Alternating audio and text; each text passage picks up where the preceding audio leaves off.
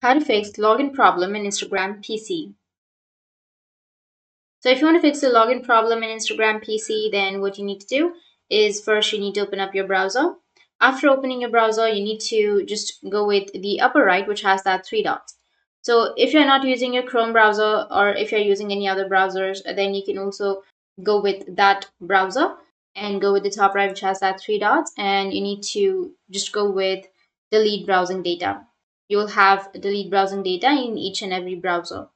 So you need to go with settings or delete browsing data. Under settings here, you'll have privacy and security. Click on that and go with delete browsing data.